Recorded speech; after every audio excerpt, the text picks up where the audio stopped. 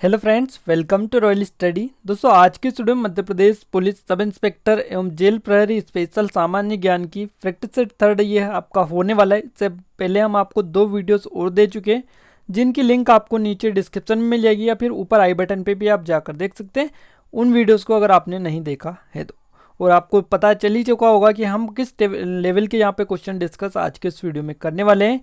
आपको बता दें, आप MP police, MPPSC, MP jail प्रहरी, एमपी सब इंस्पेक्टर, इन सभी की तैयारी के लिए बेस्ट टेस्ट सीरीज या फिर प्रैक्टिस सेट परचेस करना चाहते हैं तो बिल्कुल आप कर सकते हैं, जिसकी लिंक आपको नीचे डिस्क्रिप्शन में मिल जाएगी। क्योंकि यहाँ पर अभी आपको पूरा 50% का डिस्काउंट मिल रहा है और आपको हमारे कूपन कोड ROYJGOV50 को यूज करना होगा। ये कूपन कोड यूज करते ही आपको पूरे 50% का डिस्काउंट मिल जाएगा। तो जल्दी कीजिएगा, ये ऑफर जो है हो सकता है सीमित समय के लिए, क्योंकि पहले 25% था, इसको बढ़ाकर अभी 50% किया गया है। तो इसकी लिंक आपको नीचे डिस्क्रिप्शन में मिलेगी, वहां से जाकर इसको जरूर से चेक कर लीजिएगा। अब चलिए हम स्टार्ट करते हैं बिना किसी देरी के। देखिए, पहला क्वेश्चन आपके सामने सो रहा है। गुलबदन बेगम ने हुमायूं नामा पुस्तक को लिखा था, वह हुमायूं की कौन थी? हुमायूं से उनका संबंध बताना है आपको कि हुमायूं से उनका संबंध क्या था, वो हुमायूं की कौन थी। बिल्कुल, इसका जो सही जवाब रहेगा वो आप हमें जल्दी से नीचे कमेंट बॉक्स में कमेंट करके बताइएगा। आपको मिलते हैं यहाँ पर 2 सेकेंड का समय, जल्दी से कमेंट बॉक्स में कमेंट करिएगा। बिल्कुल, इसका जो सही जवाब आपका रहेगा वो रहेगा यहाँ पर बहन। बिल्कुल, आपका फर्स्ट ऑप्शन सही जवाब रहेगा।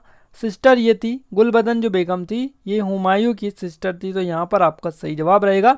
और हुमायूं नामा पुस्तक इन्होंने लिखी थी। तो आपको पता होना चाहिए, ये क्वेश्चन आपकी प्रीवियस ईयर एग्जाम में पूछा गया था। क्लियर है। अगला क्वेश्चन आ रहा है, बेतवा नदी किन राज्यों के मध्य से बहती है? तो देखिए, ये बेतवा जो नदी बहती है ये मध्य प्रदेश के और उत्तर प्रदेश के बीच में बहती है। किन किन राज्यों के बीच में बहती है? तो मध्य प्रदेश और उत्तर प्रदेश दोनों के बीच में बहती है। इसका सही जवाब आपका रहेगा ऑप्शन नंबर सेकंड। और बेतवा नदी पर ही माता टीला आपका बांध बना हुआ है। ये मध्य प्रदेश और उत्तर प्रदेश की संयुक्त उद्यम परियोजना भी है। तो आप सभी को इसके बारे में याद रखना है। बाकी बात करें बेतवा नदी की, कहाँ से ये निकलती है, तो ये जो निकलती है ये कुमरा गांव रायसेन से निकलती है। याद रखना है आपको, रायसेन से ये जो है निकलती है। और रायसेन जो आता है किस डिवीज़न में आता है? तो ये आता है आपका भोपाल डिवीज़न में आता है। याद रखिएगा, भोपाल डिवीज़न में 5 जिले आते। कौन कौन से? भोपाल, रायसेन, राजगढ़, सीहोर और विदिशा। ये 5 जिले इसमें आते। देखिए, मध्य प्रदेश की जो जिले वाइज सीरीज़ है, हमने सारी चीज़ें उसमें आपको बताई है।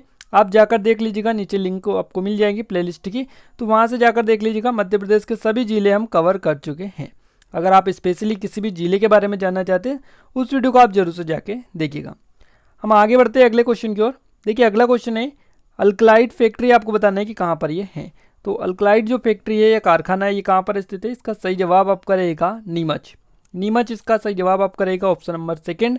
अब देखिए, नीमच में ये आपकी स्थिति है। इसके अलावा नीमच में बहुत सारी चीज़ें आपको देखने को मिलती हैं, जो कि कई बार आपके एग्जाम में पूछी जाती है। वो पहला तो यही हो जाता है कि यहाँ पर एक सैनिक छावनी थी, जिसको 3 जून 1857 के प्रथम जो स्वतंत्रता संग्राम हुआ था, उसकी जो शुरुआत हुई थी यहीं से हुई थी। आप याद रखिएगा, नीमच से हुई थी। और नीमच की जो छावनी है, इसकी स्थापना कब हुई थी? तो इसकी स्थापना 1818 में हुई थी। ये फैक्ट आपको याद रखना है। पूछा जाता है कि नीमच की छावनी जो है इसकी स्थापना कब हुई थी? तो 1818 आपका सही जवाब रहेगा।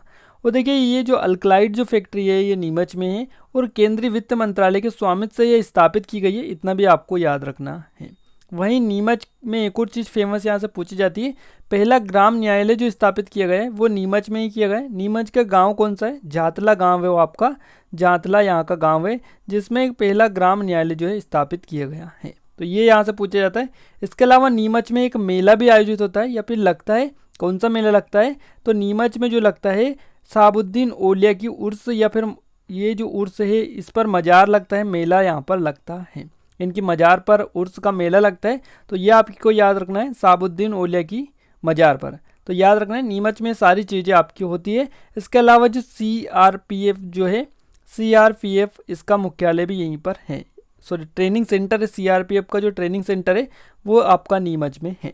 तो देखिए, मध्य प्रदेश का जो नीमच जिला हमने डिस्कस किया था, उन जिले में हम ये जो डिटेल है, ये सारी डिटेल हमने आपको बताई थी। इसके साथ में और बहुत सारी चीज़ें आपको बताई थी जो आपके एग्जाम में पूछी जाती हैं। वहीं हम बात कर लेते हैं अब देवास जिले के बारे में। तो देखिए देवास जिला किस लिए प्रसिद्ध है, ये नदियों के लिए प्रसिद्ध है क्योंकि बहुत सारी नदियाँ यहाँ से निकलती है। यहाँ से नर्मदा नदी प्रवाहित होती है, काली सिंध नदी, इसके अलावा क्षिप्रा नदी, जामनेर नदी आदि नदियाँ इस जिले में बहती है, देवास जिले में। क्लियर है। अब देखिए देवास में एक आपका पूछा जाता है लेदर कॉम्प्लेक्स जो है आपका है, ये देवास में आपका है, और ये आपकी पिछली बार जो एग्जाम हुई थी एमपी पुलिस की उसमें ये क्वेश्चन आपका पूछा गया था। इसके अलावा यहाँ पर एक और फेमस चीज़ है नोट करेंसी प्रेस, यानी करेंसी नोट जो छापने की प्रेस है वो देवास में ही आपकी स्थित है। ये भी आपके एग्जाम में कई बार क्वेश्चन रिपीट हो चुका है। बाकी एक और क्वेश्चन पूछा जाता है यहाँ पर पवन चक्की संयंत्र से रिलेटेड क्वेश्चन है आपका कि ये कहाँ पर है। तो ये आपकी जाम गोदरानी जो है इसमें पवन चक्की संयंत्र स्थापित किए गए, तो ये आप क्वेश्चन पूछा जाता है। बाकी यहाँ पर एक क्योनी अभ्यारण्य है, ये आपसे पूछे जाता है। तो ये सारे ऐसे फैक्ट है जो आपके एग्जाम में कई बार पूछे जाते हैं। आगे हम बात कर लेते हैं होशंगाबाद जिले के बारे में। देखिए होशंगाबाद जो जिला है ये नर्मदा नदी के किनारे बसा हुआ जिला है, और इस जिले को किसने बसाया था, तो इस जिले को बसाया था होशंग शाह ने। होशंग शाह का मकबरा कहाँ पर है, ये आप हमें नीचे कमेंट बॉक्स में कमेंट करके बता दीजिए, क्योंकि अभी इसका पिछला जो पार्ट आया था उस पर हमने डिटेल में उसको डिस्कस किया था। तो आप जल्दी से कमेंट बॉक्स में कमेंट करिएगा। अब देखिए होशंगाबाद में आपको पता चल ही चुका है, और यहाँ पर एक और नदी और दोनों नदियों का संगम होता है, तो कौन सी नदी है, नर्मदा नदी और तवा जो नदी है इन दोनों का संगम होता है, और उस संगम स्थान को हम बांद्रा भान के नाम से जानते हैं। ये आपको याद रखना है। सतपुड़ा राष्ट्रीय उद्यान यहीं पर है, बोनी अभ्यारण्य आपका यहीं पे, धूपगढ़ की जो चोटी है वो इसी जो कि जिले के अंतर्गत आती है, बाकी पंचमढ़ी जो आता है वो भी इसी जिले के अंतर्गत आता है, होशंगाबाद के अंतर्गत। तो सारी चीज़ें आपको याद रखनी है। और होशंगाबाद में जो है एक और चीज़ यहाँ से पूछी जाती है, टंगस्टन के लिए जाना जाता है, और ये कहाँ पर मिलता है, तो ये आगर गांव में मिलता है टंगस्टन। याद रखिएगा, कई बार आपके एग्जाम में पूछे गए हैं। बाकी आपसे देखिए अभी हमने आपको बताया कि पंचमढ़ी जो है यहीं पर है, जे वाराणसी क्षेत्र है, ये मध्य प्रदेश का पहला। इसे जो कब स्थापित किया गया था, तो 1999 में इसको स्थापित किया गया था, ये भी आपको याद रखना है। और इसे जो है यूनेस्को ने अपनी संरक्षित जो सूची है इसमें शामिल किया हुआ है। बाकी यहाँ पर आपको देखिए ये इटारसी यहाँ पर दे रखा है, तो इटारसी क्या है, इटारसी जो है मध्य प्रदेश का सबसे बड़ा रेलवे जंक्शन है, इसलिए आप इसको याद रखिएगा इटारसी को। सबसे बड़ा रेलवे जंक्शन है मध्य प्रदेश का, ये आपको याद रखना है। होशंगाबाद में जो है मध्य प्रदेश का सबसे बड़ा जो सड़क पुल है वो तवा नदी पर है, बावई जो नामक स्थान है यहाँ पर है। तो ये आपको फैक्ट याद रखने, ऐसे फैक्ट हैं कई बार आपके एग्जाम में ये पूछे जाएंगे। 110% लिख के रख लीजिएगा आप इन फैक्ट को, और अगर नहीं पूछे जाए तो फिर हम आप कमेंट बॉक्स में कमेंट करके बताइएगा, क्योंकि ऐसे ही फैक्ट है जो कई बार आपके एग्जाम में ये पूछे गए हैं। अगला क्वेश्चन आ रहा है सतपुड़ा राष्ट्रीय उद्यान आपको बताना है कि कब स्थापित हुआ था। सतपुड़ा राष्ट्रीय उद्यान कब स्थापित हुआ था, 1981 में स्थापित हुआ था। ऑप्शन नंबर 4 इसका सही जवाब आपका रहेगा। देखिए सतपुड़ा राष्ट्रीय उद्यान अभी आपको बताया हमने कि कहाँ पर है, ये आपका होशंगाबाद में आता है। कृष्ण मृगो यहाँ पर सर्वाधिक पाए जाते हैं, इसलिए जाना जाता है। तो ये चीज़ें आप याद रखिएगा। बाकी होशंगाबाद जिले के बारे में आपको और बहुत सारी जानकारी है वो दे चुके हैं। क्लियर चीज़ें। आगे बढ़ते हैं हम अगले क्वेश्चन की ओर। देखिए अगले क्वेश्चन की ओर आगे बढ़े उससे पहले आपको बता दें कि अगर आप ऐसे ही वीडियो डेली रेगुलर चाहते हैं तो आप इस चैनल को अभी सब्सक्राइब कर लीजिएगा, बेल आइकन को आप दबा दीजिए, जिससे जो भी नया वीडियो है उसका नोटिफिकेशन भी आपको मिलता रहे। अगर आप एमपी की कोई से भी एग्जाम की तैयारी करें तो ये चैनल आपके लिए काफ़ी महत्वपूर्ण है। इसकी प्लेलिस्ट आप जरूर से जाके चेक कर लीजिएगा, आपको सभी सब्जेक्ट के वीडियो वहाँ पर मिल जाएंगे। मुस्लिम लीग द्वारा प्रत्यक्ष कार्रवाई अभियान कब शुरू किया गया था। अब यहाँ पर ये जो क्वेश्चन आ रहा है आपका स्वतंत्रता, ये जो आपका स्वतंत्रता संग्राम था उस टाइम का क्वेश्चन है आपका ये जो है आपकी एग्जाम में पूछा गया था पिछली बार। तो मुस्लिम लीग द्वारा प्रत्यक्ष कार्रवाई अभियान जो शुरू किया गया था कब किया गया था, 1946 में ये किया गया था। तो 1946 इसका जो है सही जवाब रहेगा। देखिए इससे संबंधित कुछ इंपॉर्टेंट आपको डेट बता देते हैं जिससे आपको याद रहे। संविधान से संबंधित ये भी कई बार आपके एग्जाम में पूछी जाती हैं। देखिए सबसे पहले आपको बता देते हैं कि 11 दिसंबर संविधान जो है 11 दिसंबर 1946, ये आपको बताते हैं 11 दिसंबर 1946 को क्या हुआ था। इस दिन जो है विधानसभा ने डॉक्टर राजेंद्र जो प्रसाद थे इनको अस्थायी अध्यक्ष नियुक्त किया था विधानसभा संविधान सभा का, ये आपको याद रखना है। इसके बाद में अगर आगे बढ़े थोड़े से और, तो इसके बाद में आते हैं 22 जुलाई 1947। 22 जुलाई 1947 को क्या हुआ था, इस दिन जो है संविधान सभा ने राष्ट्रीय ध्वज को अपनाया था, ये आपको याद रखना है। कब अपनाया था राष्ट्रीय ध्वज को, 22 जुलाई 1947 को अपनाया था। उसके बाद में आपका आता है 26 नवंबर 1949। अब 26 नवंबर 1949 को क्या हुआ था, तो इस दिन जो है संविधान सभा ने जो है राष्ट्रीय जो कि संविधान सभा जो है यहाँ पर सभा द्वारा अपनाया गया था, भारतीय संविधान अपनाया गया था इस दिन। तो ये आपको याद रखना है, भारतीय जो संविधान है इसको संविधान सभा द्वारा अपनाया गया था, ये आपको याद रखना है। इसके बाद में 24 जनवरी आता है, 24 जनवरी 1950, इस दिन राष्ट्रगान को अपनाया गया था भारतीय संविधान के द्वारा। उसके बाद में आता है 24 जनवरी 1950 के दिन राष्ट्रीय गीत को भी अपनाया गया था। और उसके बाद में आता है 26 जनवरी 1950, इस दिन जो है पूरा भारत देश में भारतीय संविधान जो है लागू हुआ था। तो ये सारे इंपॉर्टेंट डेट है, आपको याद रखनी है इनके बारे में। विश्व बैंक कब बनाया गया था? देखिए विश्व जो बैंक बनाया गया था ये 1944 में बनाया गया था। आपका जो सही जवाब रहेगा वो रहेगा ऑप्शन नंबर 3। क्लियर है, ऑप्शन नंबर 3 यहाँ पर आपका सही जवाब रहेगा। 1944 में जो कि स्थापित ये हुआ था विश्व बैंक। और ब्रिटेन वुड्स जो सम्मेलन था इसमें इसकी स्थापना हुई थी, याद रखना है आपको। और इस बैठक में करीब 43 देशों ने भाग लिया था। और इसकी स्थापना करने का जो मुख्य उद्देश्य रहा है क्या रहा है, तो ये आपको बता देते। देखिए द्वितीय जो विश्व युद्ध हुआ था, यानी प्रथम और द्वितीय जितने भी विश्व युद्ध हुए थे उनमें जितनी भी बर्बाद अर्थव्यवस्था की बर्बादी हुई थी उनका पुनर्निर्माण करने के लिए इसकी स्थापना की गई थी विश्व बैंक की।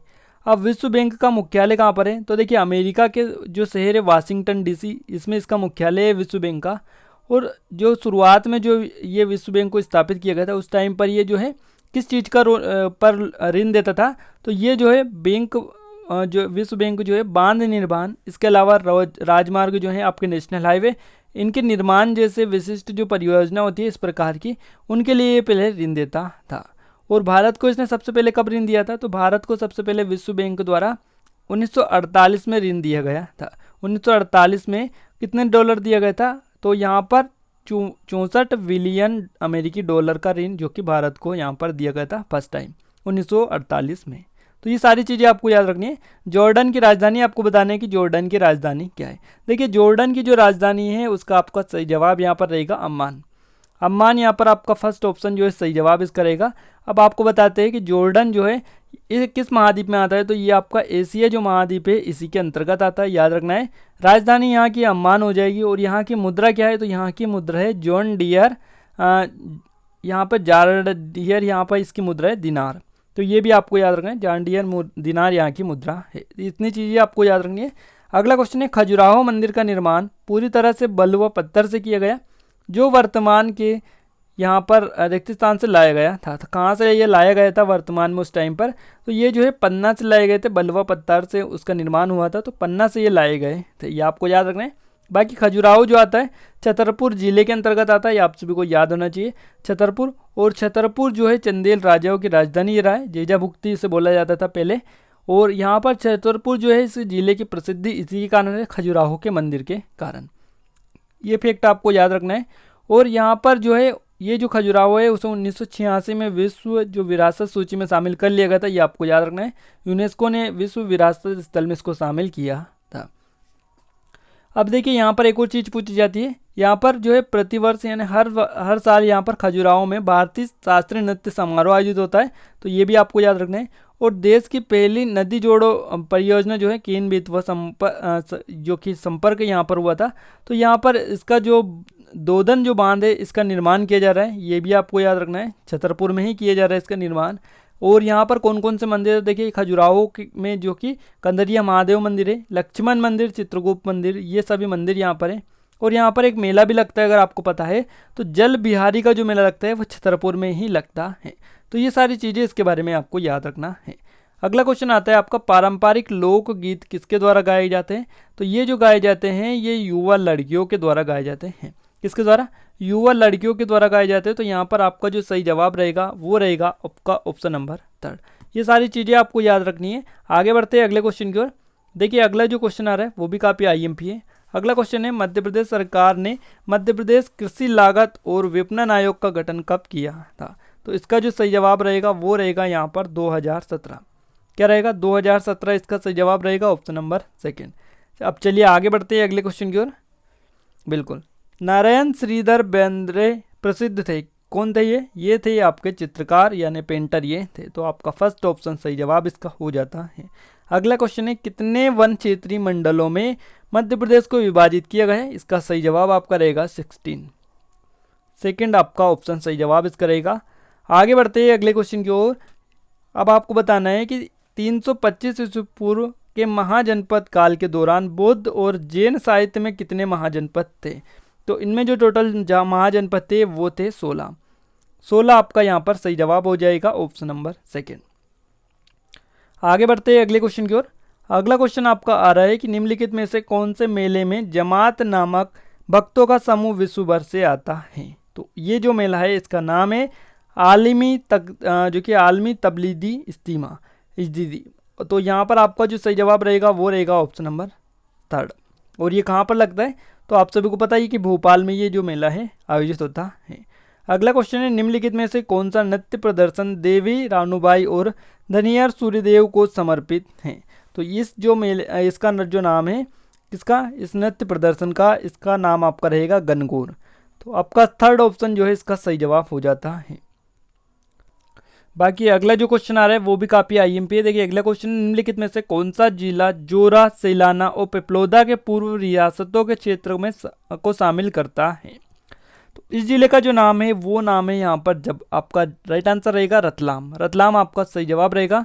अब रतलाम जो है ये जोरा, सैलाना और पिपलोदा के पूर्व रियासत के क्षेत्र को शामिल करता है। याद रखिएगा काफी आईएमपी क्वेश्चन है। देखिए रतलाम जो है कई बार आपके एग्जाम में पूछा जाता है क्योंकि यहाँ पर अंगूर उत्पादन में प्रसिद्ध जिला है अंगूर उत्पादन के लिए। और इसके अलावा यहाँ पर जो है अंगूर अनुसंधान केंद्र भी स्थापित है। और यहाँ पर जावरा जो है, जावरा में चीनी मिल है इसलिए ये प्रसिद्ध है। वहीं यहाँ पर एक अभ्यारण्य भी है जिसका नाम है सैलाना अभ्यारण्य। ये आपको याद रखना है। देखिए नाम से ही क्लियर है, यहाँ पर आपको ऑप्शन में दिख रहा है जो कि यहाँ पर आपको क्वेश्चन में ही दिखाई दे रहा है। तो सैलाना अभ्यारण्य है, ये किस लिए आपका, किस पक्षी के लिए? तो खरमोर जो पक्षी है इसको संरक्षण यहाँ पर प्रदान किया जा रहा है, इसलिए ये अभ्यारण्य यहाँ पर स्थापित किया गया। बाकी अगर आपसे पूछे जाए कि सेव जो नमकीन है इसके लिए कौन सा जिला प्रसिद्ध है, तो वो आपका रतलाम ही इसका सही जवाब रहेगा।